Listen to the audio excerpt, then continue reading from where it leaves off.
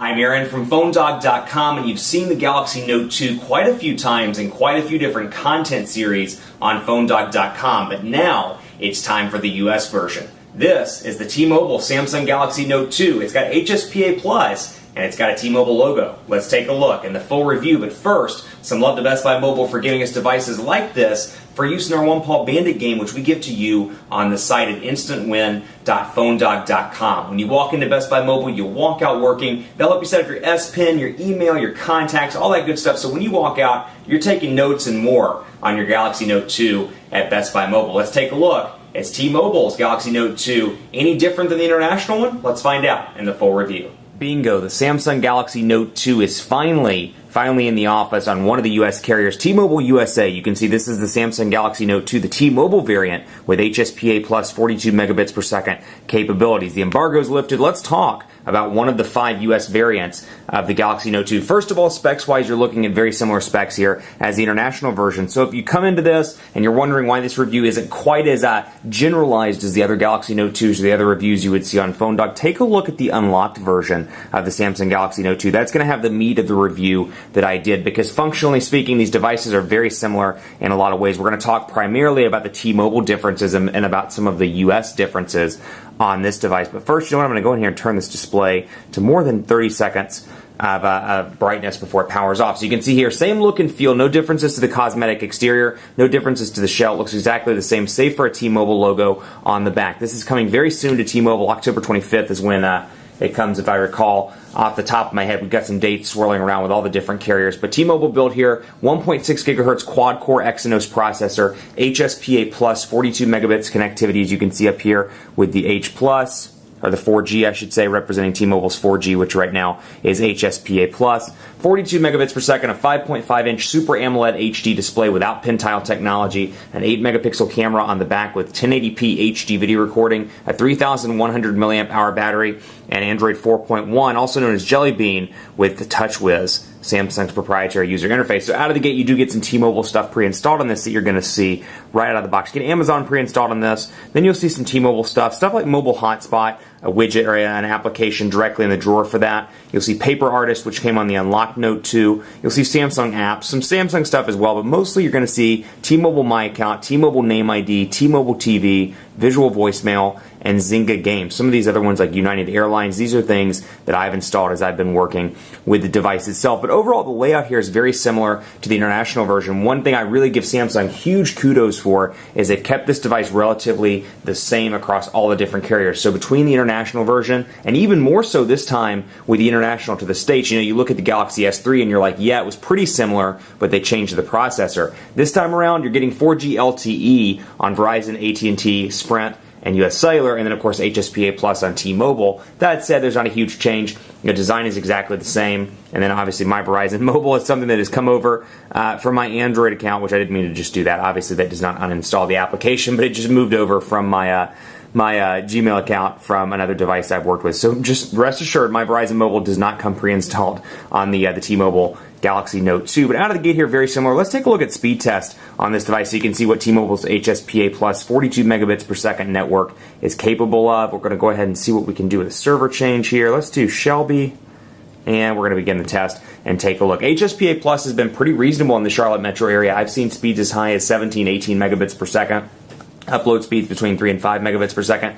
We'll see what it comes to right now. Though I will say, keep in mind, we're coming pretty close to rush hour in Charlotte. That's when I tend to shoot these videos for whatever reason. But still, 10 megabits per second, a very respectable number for HSPA Plus. And like I said, there have been plenty of times where I've seen this faster or as fast as Verizon, AT&T, in the area, just depending on where you live. So maybe you live in an area where T-Mobile has HSPA Plus, but Verizon doesn't have LTE, or AT&T doesn't have LTE, or even more likely, Sprint doesn't have LTE yet. You can take advantage of speeds like that, 10 megabits per second, and then 1.7 megabits per second on the upload. It's a little slow on the upload, but still, you can take advantage of some pretty fast HSPA Plus speeds. You get a maximum of 7 home screens here, and of course, you can select which one you want to be the home screen just by tapping right there. And the default home screen, if you know me well enough, you know that I like my home screen to be right there in the middle. So bam, when I go at home, that is my new home screen. Other things you'll notice when you press and hold, actually I'll tell you what I'll do. I'll double tap, and you can see S Voice pops up. which I can agree to all the terms of service. That's Samsung's kind of Siri equivalent, if you will. S-Voice works relatively well. But another thing you get Task Manager, obviously, as a result of this being Android 4.1. And then you get Google Now access and Task Manager access down here at the bottom. So I can go to Google Now, for example, and say, and we'll go through the whole ordeal here. Yes, I'm in. Let's do this.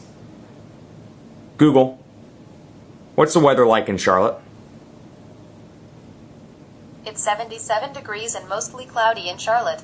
So you do get this, obviously, because it's an Android 4.1 device. That said, it's not as integrated, or it's not as, I should say, prevalent as a device like the Galaxy Nexus, because obviously Samsung wants you to use the S-Voice solution and some of their proprietary tools, as opposed to Google Now. That's the benefit, the pro or the con, however you want to look at it, to a user interface installed atop stock Android. So you get that, and you get Google Now. You just have to press and hold to access it right there. And of course, you can remove stuff as you see fit, and continue to do things like, how did the Lions do last night?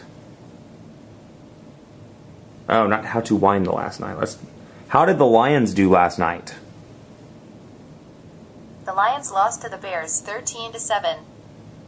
And you can see sports scores and more. Then, of course, Android 4.1, like I said, pre-installed up here. You get the same shortcuts that you get on other Galaxy devices. You can see Wi-Fi, Bluetooth shortcuts, mute and screen rotation. But I really want to focus on some of the features of the Note 2 itself now, since there's not a whole lot of T-Mobile customization here. Obviously, you see Android 4.1, the custom look and feel here. You get some great features on the Note 2, like blocking mode, which you can come in here and set particular times. When it's turned on, you can disable incoming calls and notifications and more from, like, let's say 11 to 5 a.m. You don't want any phone calls. So you can turn blocking mode on, you can disable calls, messages, notifications, alarms, LED indicators, and more. But then let's say, you know what, you want mom and dad to be able to call you, you want girlfriend, boyfriend, fiance, husband, wife to call you. You can come in here and allow those as selected contacts. So it's a nice feature. I love that. And I love the fact that I've talked about this in a million different videos. You're not really buying Android and iOS. And there's definitely, some people love Android and hate iOS. Some people love iOS and hate Android. But now, even within Android, there are software divisions. People love TouchWiz. People hate TouchWiz. Love or hate Sense.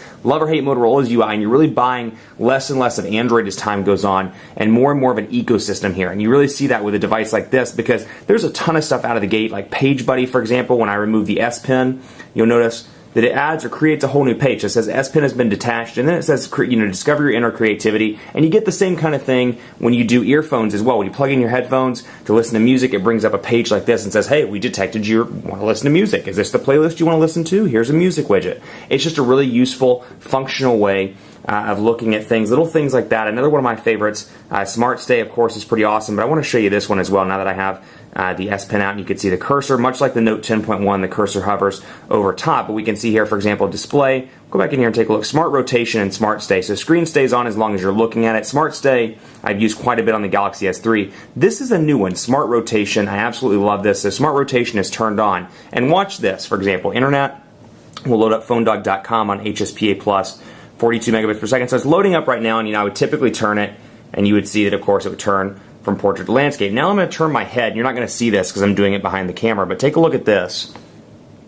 And you can see it's detected that my head is turned with it, and the display did not turn. So that's pretty cool. Love that feature. It's just a ton of great features where you're like, you know what, I would use this in everyday life. And I have to be kind of frank, years ago, this is what Apple used to be great at. Apple used to be great at creating those features where it's like, you know what, that's an incredible feature that I'd use on a daily basis. Little things. I mean, I remember countless ones from Apple presentations of the past where it's like, you know what, that's a really useful feature. Now, I feel like a lot of these little things, it's really what make or break software, and they're doing a great job on the Samsung side here with things like that. Of course, you get S Pen functionality here. Absolutely love little things like the ability to double tap and bring up a note and say, hey there, for example. And you can do this all the time. You can do this when you're on a call as well. So, for example, I'll save that note. Let's say, you know what, you're calling the wife. Let me go ahead and back out of this.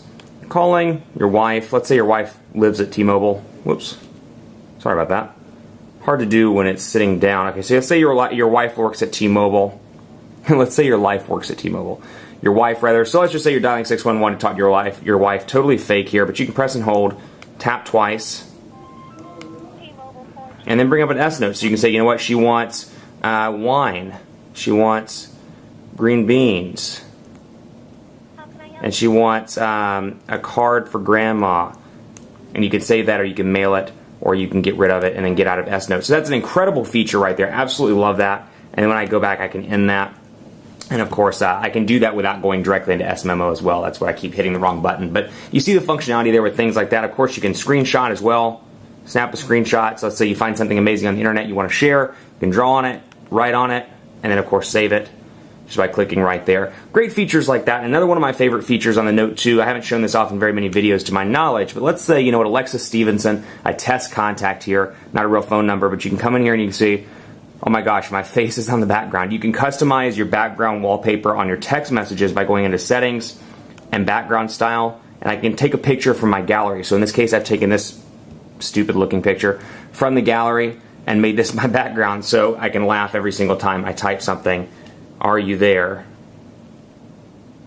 And you can see it pops up, and if Alexis were to respond from this fake number, it'd pop up obviously on the left side, so you can hold your text messaging conversation with a customized background. So like stuff like this, these great software features, these little things, it's all about customization, an ecosystem, and really having a device where you can feel like you're customizing yourself. I think that's what people want in 2012, and combined with features like the S Pen, it's a great device. Now this is going to be too big for a lot of people. It's a 5.5 inch display. It's hard to hold in the hand. Even with somebody with big hands like me, it's a little bit hard to hold in the hand. That may be a challenge for a lot of people, but still, this is going to be a great device for content creation, for watching videos, for checking out music, for using the S Pen to take notes in class or in a meeting. I can see a lot of great functions with this device. We're going to end it out by taking a look at a quadrant standard score, and while we're doing that, I'll tell you a little bit about battery life. Now, because this is running HSPA Plus, I've been testing this for a couple of days. I've had the device for a while, and I can tell you battery life is right on par with the international version. I maybe notice it, maybe I'd say 5% less, nothing major. HSPA Plus doesn't take nearly as much of a toll on battery life as 4G LTE. So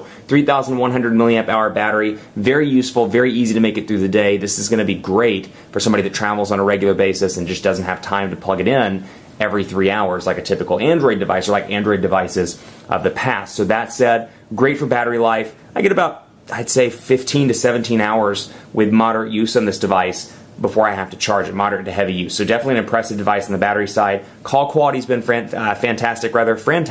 It's so fantastic that I stuttered and I said fantastic on T-Mobile USA. HSPA Plus has been nice and fast. Call quality's been good. I tested it in an area I know to be a dead spot, and it worked relatively well. And of course, quadrant standard, 5,864. You can really see that quad-core Exynos processor doing its job. Keep it locked on PhoneDog.com for continuing coverage of the US versions of the Samsung Galaxy Note 2. In the meantime, be sure to follow me on Twitter, PhoneDog_Aaron. Let me know what you think of the US build of this device, and on Facebook at Facebook.com/PhoneDogAB. In the meantime, be sure to love our greatest tech giveaway ever too. Check it out. We're giving away some awesome smartphones at Facebook.com/PhoneDog. Go over there and read out more about that. Thanks so much for watching. Stay tuned for more dogfights between the US version and some other hot devices on the market on PhoneDog.com. Perhaps this and the iPad mini even. Who knows? We're seeing a convergence of tablets and smartphones. It might be time to do a dogfight just like that. Thanks for watching, and as always, we'll see you next time.